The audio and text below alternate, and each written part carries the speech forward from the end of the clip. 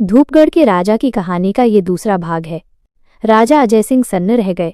जैसे ही उन्होंने जलाशय की सीढ़ियों पर नजर डाली, उन्होंने देखा वो बेहोश पड़ा व्यक्ति और कोई नहीं बल्कि राजवीर था। राजवीर? राजा घबरा उठे और तेजी से उसके पास पहुंचे। उसके माथे पर हाथ रखा। वो गर्म था लेकिन सांस चल रही थी। राजा ने झुककर उसका चेहरा पानी से धोया, लेकिन राजवीर की आंखें नहीं खुली।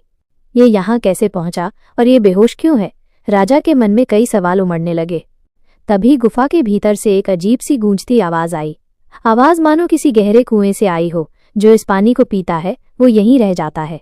राजा चौंक उठे। चारों ओर देखा, लेकिन वहां कोई नहीं था। कौन है? राजा ने तलवार संभाली और आवाज की दिशा में आगे बढ़े। अचानक गुफा की दीवारों पर नीली रोशनी चमकने लगी, जैसे किसी अदृश्य शक्ति ने गुफा को घेर लिया हो। राजा ने ध्यान से देखा। जलाशय के पानी में हलचल होने लगी। पानी में से धीरे धीरे एक आकृति उभरने लगी। एक पुराना संत, जिसके वस्त्र फटे हुए थे और चेहरा गंभीर था।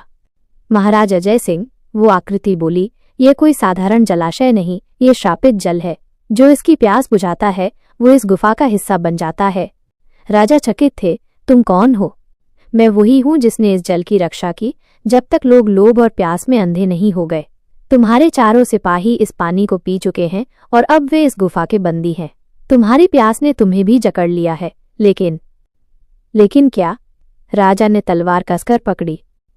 तुम्हारी नीयत शुद्ध है। तुम्हारा उद्देश्य केवल जीवन की रक्षा था, इसलिए तुम्हें एक मौका मिलेगा।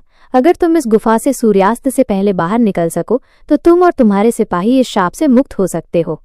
राजा ने तुरंत निर्णय लिया। उन्होंने राजवीर को अपने कंधे पर उठाया और तेजी से बाहर की ओर दौड़े। लेकिन अब गुफा वैसी नहीं रही। रास्ते बदल गए थे। दीवारें सिकुड़ने लगी थीं। छत से स्टैलेक्टाइट्स टूटकर गिर रहे थे। वो एक परीक्षा थी, धैर्य, हिम्मत और समय की। राजा अजय सिंह की आंखों में सिर्फ एक लक्ष्य था, बाहर निकलना। रास्ते में उन्होंने बाकी 3 सिपाहियों को भी पाया, जो गुफा की अलग अलग दिशाओं में बेहोशी की हालत में पड़े थे। राजा ने उन्हें एक एक करके घोड़े पर रखा और जैसे तैसे सूरज डूबने से पहले उस गुफा से बाहर निकल आए। जैसे ही वे बाहर निकले, चारों सिपाही होश में आने लगे। सबकी आंखों में सवाल थे, क्या हुआ हमारे साथ? राजा मुस्कराए। तुम सबने जीवन का मूल्य जाना है आज। ये पानी केवल शरीर की प्यास नहीं, आत्मा की लालसा को भी परखता है।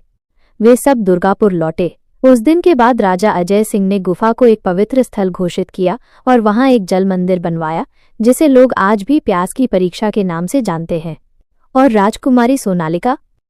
उसने उस दिन के बाद पिता को एक महानायक की तरह देखा, जो न केवल तलवार से लड़ना जानते थे, बल्कि आत्मा की लड़ाई भी जीत सकते थे।